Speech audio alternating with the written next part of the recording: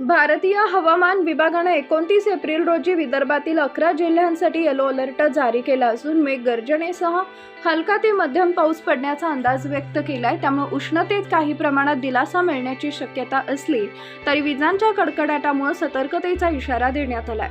मराठवाड्यात सध्या कोणताही अधिकृत अलर्ट नसला तरी नांदेड आणि धाराशिव जिल्ह्यात हलक्या सरींची शक्यता हवामान विभागाने वर्तवली आहे। मात्र या विभागात उष्णतेची तीव्रता कायम राहणार असून कमाल तापमान 40 ते 43 अंश सेल्सिअस पर्यंत पोहोचू शकते।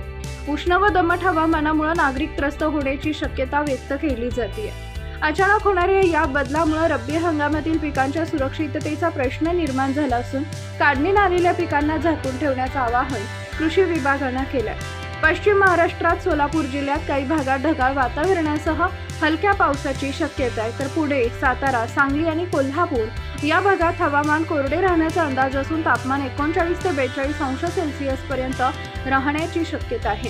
कोकण विभागातही पावसाची शक्यता कमी असली तरी दमट वातावरणामुळे उकाडा जाणवणार आहे। मुंबई, ठाणे, रायगड, रत्नागिरी आणि सिंधुदुर्ग परिसरात आर्द्रतेचं प्रमाण अधिक राहण्याचा अंदाज आहे।